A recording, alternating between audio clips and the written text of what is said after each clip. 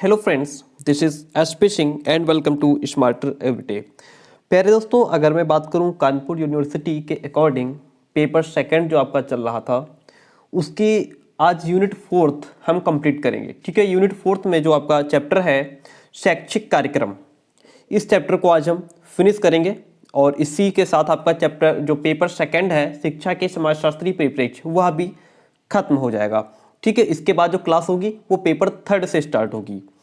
तो ये आपका आज जो यूनिट फोर्थ है आपकी पेपर सेकंड यूनिट फोर्थ शैक्षिक कार्यक्रम, ये आपका टॉपिक है जिसके 50 ऑब्जेक्टिव टाइप क्वेश्चंस हम लोग करने वाले हैं। एक से बढ़कर एक क्वेश्चंस होंगे और बहुत ही बेहतरीन क्लास होने वाली है। तो क्लास में जो भी स्टूडेंट लास्ट तक बना रहता है वो जाहिर सी बात है बहुत कुछ सीखने वाला है और यहाँ से बहुत सारे क्वेश्चंस आपको आपके एग्जाम में देखने को मिलेंगे क्योंकि ये चैप्टर ही बहुत इंपॉर्टेंट है शैक्षिक कार्यक्रम। ठीक है, जिसमें मिड डे मील योजना, कस्तूरबा गांधी और सर्व शिक्षा अभियान और राइट टू एक्ट और इन सबसे रिलेटेड क्वेश्चंस हैं इस चैप्टर में।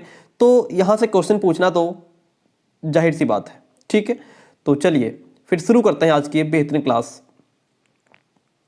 देखिए, फर्स्ट ऑफ ऑल सबसे पहला क्वेश्चन हमारे सामने क्या है, प्राथमिक शिक्षा का अर्थ क्या होता है। प्राथमिक शिक्षा का अर्थ क्या है? एक दिन की शिक्षा को प्राथमिक शिक्षा कहते हैं या फिर सबसे आरंभ में दी जाने वाली शिक्षा प्राथमिक शिक्षा कहलाती है, घर पर दी जाने वाली शिक्षा या फिर प्रारंभिक तथा मुख्य शिक्षा। तो देखिए यहाँ पे जो प्रारंभिक और मुख्य शिक्षा होती है जो शुरुआत में दी जाती है वही प्रारंभिक है। ठीक है, प्राथमिक शिक्षा का अर्थ है प्रारंभिक तथा मुख्य शिक्षा। यहाँ पे लिखा है प्राथमिक। प्राथमिक शिक्षा का अर्थ क्या है? प्रारंभिक तथा मुख्य शिक्षा। प्राथमिक शिक्षा होती है सभी शिक्षा प्रक्रियाओं का आधार होती है, आगे की शिक्षा की नींव होती है, सभी ज्ञान का आधार या फिर उक्त सभी। तो यहाँ पे जो प्राथमिक शिक्षा होती है वह आगे की शिक्षा की नींव है, यानी कि कक्षा 1 से 5 तक का जो बच्चा है उसको जो कुछ सिखाया जाएगा उसके आगे की शिक्षा में वह डेफिनेटली बहुत हेल्प करने वाला है। इसलिए प्राथमिक शिक्षा आगे की शिक्षा की नींव कही जाती है। ठीक है, क्वेश्चन नंबर थर्ड, वैदिक काल में प्राथमिक शिक्षा की व्यवस्था कैसी थी? परिवारों में, गुरुकुल में, मठों में होती थी प्राथमिक शिक्षा, मस्जिदों में, या फिर इन सभी जगह वैदिक काल के दौरान प्राथमिक शिक्षा की व्यवस्था उपलब्ध थी? कहाँ थी? तो वैदिक काल में जो प्राथमिक शिक्षा थी उसकी व्यवस्था परिवार और गुरुकुल में थी। कहाँ थी? परिवारों में और गुरुकुल में। परिवार से बच्चा प्राथमिक शिक्षा ग्रहण करता था और गुरुकुल से उसे प्राथमिक शिक्षा मिलती थी। Question number fourth one we have, देखिए सन 1854 के घोषणा पत्र के अनुसार कक्षा 1 से 4 तथा 5 वाली शिक्षा का नाम क्या पड़ा? सामाजिक शिक्षा, प्राथमिक शिक्षा, सर्व शिक्षा या फिर प्रौढ़ शिक्षा। तो यहाँ पे जो 1854 के घोषणा पत्र के अकॉर्डिंग अगर पूछ रहा है तो एक कक्षा 1 से 4 और 5 वाली जो शिक्षा थी वह प्राथमिक शिक्षा कहलाई। क्या कहलाई? प्राथमिक शिक्षा नाम पड़ा उसका। क्या नाम पड़ा? प्राथमिक शिक्षा। भारतवर्ष के प्रांतों में स्वायत्त शासन स्थापित हुआ था 1935, 37, 36, 38। किस सन में हुआ? 1937 में। कब हुआ? 1937 में। चलिए, B is the right option. सन 1937 में महात्मा गांधी जी द्वारा प्रस्तुत की गई थी प्राथमिक शिक्षा योजना, अनिवार्य शिक्षा योजना, राष्ट्रीय शिक्षा योजना या फिर ये सभी योजनाएं सन 1937 में महात्मा गांधी जी के द्वारा प्रस्तुत की गई थी। तो यहाँ पे जो राष्ट्रीय शिक्षा योजना है यह सन 1937 में महात्मा गांधी जी के द्वारा प्रस्तुत की गई थी। राष्ट्रीय शिक्षा योजना is the right answer here. Question number 7, निम्न प्राथमिक शिक्षा से क्या मतलब था, क्या तात्पर्य था? कक्षा 1 से 4 तक की शिक्षा को प्राथमिक शिक्षा कहा गया, 1 से 5 तक की शिक्षा को प्राथमिक शिक्षा कहा गया, 1 से 3 या फिर 1 से 8। तो यहाँ पे कक्षा 1 से 5 तक की जो शिक्षा है वह प्राथमिक शिक्षा कहलाई। पॉइंट नंबर 8, उच्च प्राथमिक शिक्षा का क्या अर्थ था? 1 से 4, 5, 7, 8। जो उच्च प्राथमिक शिक्षा होती है वह कक्षा 6 से 8 तक की शिक्षा उच्च प्राथमिक शिक्षा कहलाती है। चलिए, पॉइंट नंबर 9, प्राथमिक विद्यालयों से जुड़ी कक्षा 6 से 8 तक की शिक्षा को क्या कहते हैं? प्राथमिक विद्यालयों से जुड़ी कक्षा 6 से 8 तक की शिक्षा को क्या नाम दिया गया है? उच्च प्राथमिक शिक्षा, उच्च माध्यमिक शिक्षा, प्राइमरी या फिर यह सभी? तो यहाँ पे उच्च प्राथमिक शिक्षा जो है वह 6 से 8 तक की शिक्षा को कहा जाता है उच्च प्राथमिक शिक्षा। क्वेश्चन नंबर 10, माध्यमिक विद्यालयों से जुड़ी कक्षा 6 से 8 तक की शिक्षा को क्या कहते हैं? जो माध्यमिक विद्यालय से जुड़ी है उसको माध्यमिक शिक्षा कहते हैं। क्या कहते हैं? माध्यमिक शिक्षा। Second one is the right answer over here. Right to education 2009 देश में कब लागू हुआ था? कब लागू हुआ था? 1 अप्रैल 2010, 1 अप्रैल 2009, 1 जनवरी 2010 या फिर 1 जनवरी 2009? तो राइट टू एजुकेशन 2009 देश में कब लागू हुआ? कौन सा आंसर यहाँ पे सही है? 1 अप्रैल 2010 को। कब हुआ? 1 अप्रैल 2010। ठीक है, ए इज द राइट आंसर। चलिए बढ़ते हैं नेक्स्ट क्वेश्चन की तरफ। जो शिक्षा है वह विषय है संघ सूची का, राज्य सूची का, समवर्ती सूची का या फिर अवशिष्ट सूची का? तो जो शिक्षा है वह समवर्ती सूची का विषय है। कहाँ का विषय है? किसका? समवर्ती सूची का विषय है। ठीक है, 13th वन देखिए, शिक्षा को मूल अधिकार कब घोषित किया गया? 2002 में, 9 में, 10 में, 11 में? तो शिक्षा को मूल अधिकार सन 2002 में घोषित किया गया। कब? सन 2002 में। चलिए आगे बढ़ जाते हैं इसी के साथ। सर्व शिक्षा अभियान का उद्देश्य नहीं है। क्या नहीं है? प्रारंभिक शिक्षा का सार्वजनिकरण करना, सामाजिक, क्षेत्रीय एवं लैंगिक भेदों को पाटना, माध्यमिक शिक्षा का सार्वजनिकरण करना या फिर 100% नामांकन? तो यहाँ पे सर्व शिक्षा अभियान का उद्देश्य प्रारंभिक शिक्षा का सार्वजनिकरण करना भी है, माध्यमिक शिक्षा का सार्वजनिकरण करना और 100% नामांकन करना भी है, बल्कि ये नहीं है, यानी कि जो यहाँ पे गलत है वही सही होगा। Question number 15th one, Bharat में नवोदय विद्यालय का क्या उद्देश्य है? ग्रामीण प्रतिभाओं को अवसर देना, ग्रामीण क्षेत्र में विद्यालय संख्या बढ़ाना, ग्रामीण विकास देना या फिर ग्रामीण क्षेत्र को शिक्षित बनाना? तो भारत में नवोदय विद्यालय का उद्देश्य क्या है? ग्रामीण प्रतिभाओं को अवसर देना। क्या है? ग्रामीण प्रतिभाओं को अवसर देना। ए is the right answer.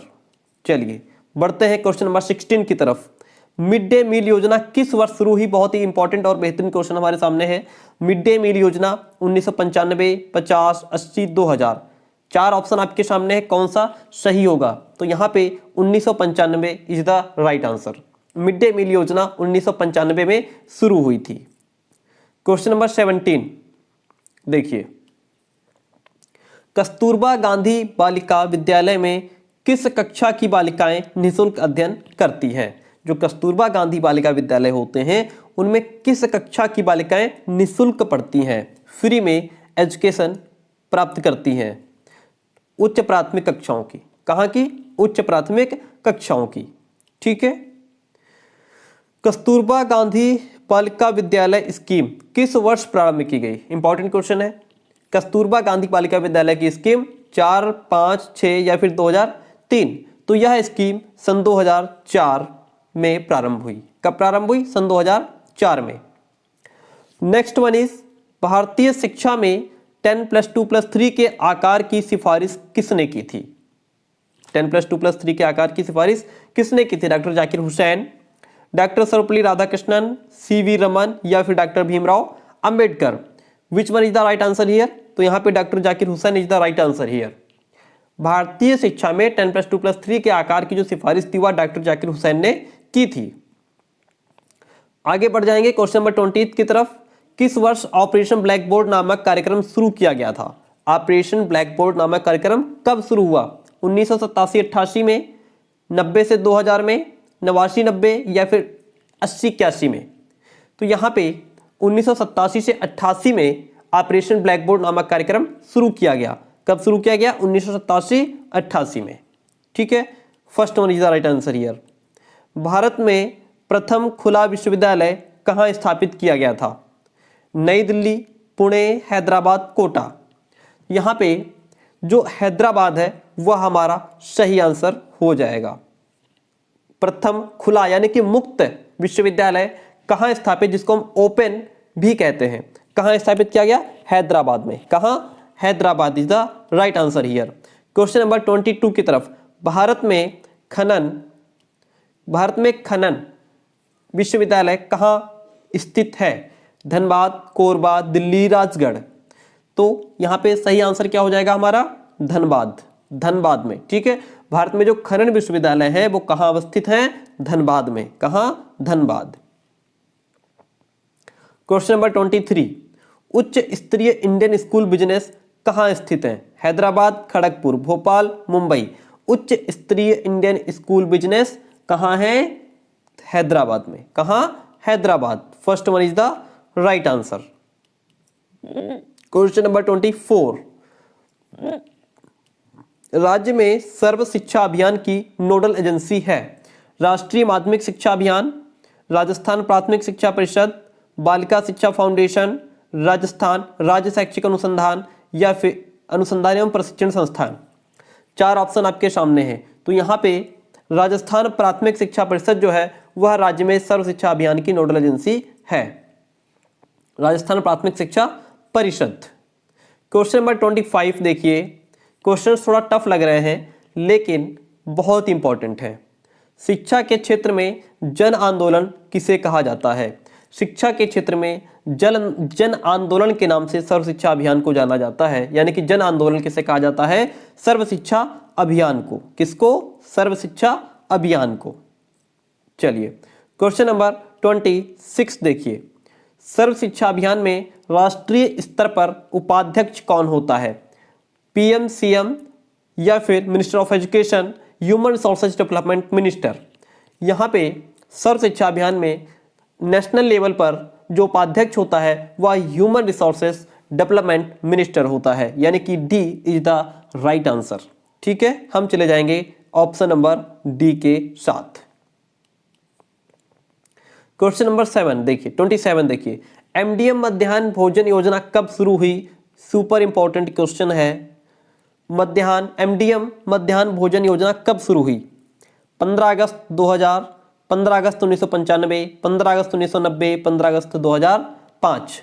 4 option आपके सामने हैं। सही कौन है इसमें? सही है 15 अगस्त 1995। एमडीएम मध्याह्न भोजन योजना कब शुरू हुई? 15 अगस्त 1995। एमडीएम कार्यक्रम कर मुख्य उद्देश्य, यानी कि एमडीएम जो कार्यक्रम है उसका मुख्य उद्देश्य क्या है? नामांकन करना, पोषण स्तर को बढ़ाना, ठहराव करना या फिर ये सभी। तो एमडीएम जो कार्यक्रम है इसका मुख्य उद्देश्य है नामांकन करना भी है, पोषण स्तर को बढ़ावा भी है, ठहराव करना भी है। तो ये सभी, यानी कि D is the right answer over here. ठीक है, क्वेश्चन नंबर 29 देखिए, निजी विद्यालयों की मान्यता प्राप्त संबंधी प्रावधान किस अनुच्छेद में बताया गया है? धारा 24, 18, 22, 19। कौन सा ऑप्शन इसमें सही हो जाएगा? तो इसमें होगा आपका धारा 18। निजी विद्यालयों की मान्यता प्राप्त संबंधी जो प्रावधान है वह अनुच्छेद 18 में बताए गए हैं। 30 नंबर देखिए, राइट टू एजुकेशन एक्ट 2009 में पहली बार संशोधन कब किया गया? राइट टू एजुकेशन एक्ट 2009 में पहली बार संशोधन कब हुआ था? सन 2012 में। सन 2012 में। ठीक है, और क्वेश्चन नंबर 31 नंबर देखिए, वैदिक काल से भी रिलेटेड क्वेश्चंस पूछे जा सकते हैं। आपके चैप्टर में दिया हुआ है वैदिक काल।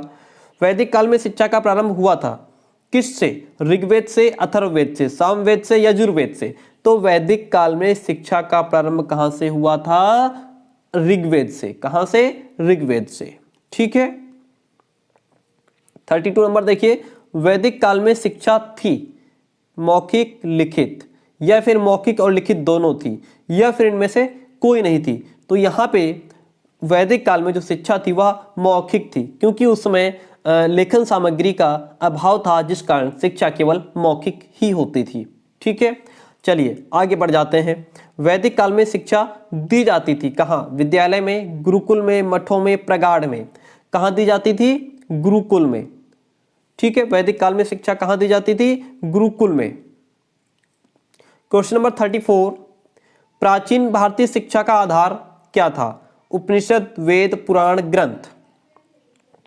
वेद। Veda is the right answer here. प्राचीन भारतीय शिक्षा का आधार क्या था? वेद। क्वेश्चन नंबर 35, वैदिक कालीन शिक्षा कितने रूपों में बटी थी? जो वैदिक कालीन शिक्षा थी वह कितने रूपों में बटी थी? 2, 3, 4, 5। तो वैदिक कालीन शिक्षा हमारी 2 रूपों में बटी थी। कितने? 2 रूप थे वैदिक कालीन शिक्षा के। 36 नंबर, वैदिक काल में शिक्षा का उद्देश्य क्या था? ईश्वर भक्ति की भावना एवं धार्मिकता का विकास, चारित्रिक विकास, व्यक्तित्व का विकास या फिर उपयुक्त सभी। तो यहाँ पे वैदिक काल में शिक्षा का उद्देश्य ईश्वर भक्ति की भावना और धार्मिकता का विकास करना भी था, चरित्र का विकास करना भी था, पर्सनालिटी डेवलपमेंट भी था। तो इस प्रकार से यह सारे ही विकास वैदिक काल में शिक्षा के उद्देश्य थे। आगे बढ़ जाते हैं क्वेश्चन नंबर 37 की तरफ। शिक्षा का केंद्र बिंदु किसे कहा गया है? प्राथमिक शिक्षा को, हस्तशिल्प को, निःशुल्क शिक्षा को। एक से बढ़कर एक क्वेश्चन है, आप एक भी क्वेश्चन मिस नहीं करेंगे। शिक्षा का केंद्र बिंदु किसे कहा गया है? तो शिक्षा का केंद्र बिंदु हस्तशिल्प को कहा गया है। किसको कहा गया है? हस्तशिल्प को कहा गया है। 38, गांधी जी की शिक्षा योजना को क्या कहा जाता है? वर्धा शिक्षा योजना, बुनियादी शिक्षा, बेसिक शिक्षा या फिर उपयुक्त सभी। तो गांधी जी की शिक्षा योजना को क्या कहा जाता है? उपयुक्त सभी, यानी कि वर्धा शिक्षा योजना भी कहा जाता है, बुनियादी शिक्षा भी कहा जाता है, बेसिक शिक्षा भी कहा जाता है। याद रखिएगा ये क्वेश्चन, क्योंकि ये टॉपिक आपका सेकेंड ईयर में भी आपको मिलेगा। तो आप ध्यान रखेंगे कि चाहे वर्धा शिक्षा योजना हो, बुनियादी शिक्षा हो, बेसिक शिक्षा हो, ये सारे ही गांधी जी की शिक्षा योजना है। किसी भी नाम से पूछ सकता है। क्वेश्चन नंबर 39, माध्यमिक शिक्षा आयोग के अध्यक्ष कौन थे? राधाकृष्णन, लक्ष्मण स्वामी मुदालियर, विलियम हंटर, दौलत सिंह कोठारी। तो माध्यमिक शिक्षा आयोग के अध्यक्ष कौन थे? लक्ष्मण स्वामी मुदालियर। कौन थे? लक्ष्मण स्वामी मुदालियर। 40 नंबर देखिए, क्वेश्चन क्या कहता है? नई राष्ट्रीय शिक्षा नीति का निर्माण कब हुआ? 1980 में, 81 में, 84 में, 86 में। नई राष्ट्रीय शिक्षा नीति का निर्माण 1986 में हुआ। कब हुआ? 1986। बढ़ जाते हैं क्वेश्चन नंबर 41 की तरफ।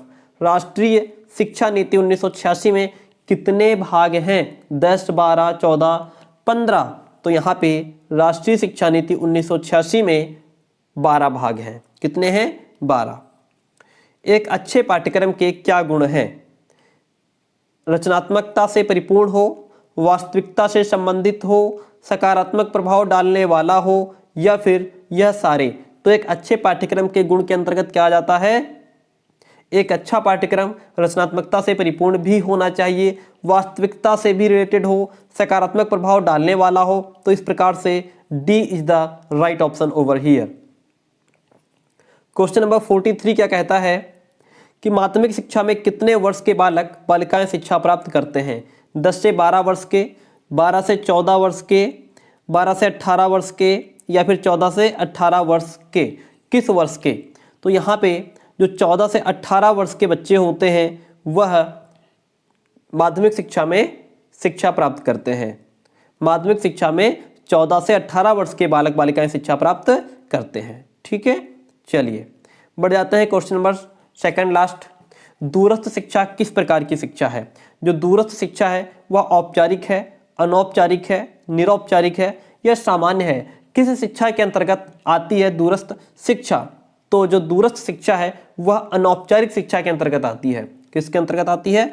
अनौपचारिक शिक्षा के अंतर्गत। क्वेश्चन नंबर 45 देखिए हमारे सामने है, लास्ट वन क्वेश्चन। इस चैप्टर में 45 क्वेश्चंस ही डाले गए हैं, क्योंकि एक्स्ट्रा और फालतू चीजें देने के कोई मतलब नहीं बनता है, इसलिए जो इंपॉर्टेंट सही सटीक है वही मैं आप तक पहुंचाता हूं। भारतीय संविधान के अंतर्गत शिक्षा किस सूची में आती है? संघ, राज्य, समवर्ती, अवशिष्ट। तो भारतीय संविधान के अंतर्गत जो शिक्षा है वह हमारी समवर्ती सूची के अंतर्गत आती है। किसके अंतर्गत? समवर्ती सूची के अंतर्गत। ठीक है प्यारे दोस्तों, आई होप कि आपको क्लास पसंद आया होगा। अगर पसंद आया है तो प्लीज वीडियो को लाइक कर दीजिए, चैनल पर नए तो सब्सक्राइब कर लीजिए, और हमारा जो दूसरा यूट्यूब चैनल है वो है एसपी सर ब्लॉग्स के नाम से, आप हमारे साथ यहाँ जुड़ सकते हैं। अगर आपको पीडीएफ चाहिए तो आप इस नंबर पर हमको मैसेज करके जानकारी ले सकते हैं। उसके साथ अगर आप पीडीएफ लेंगे तो आपको 4 पेपर की पीडीएफ प्रोवाइड कराई जाती है। ठीक है, थैंक यू, मिलते हैं बहुत जल्दी नेक्स्ट क्लास में।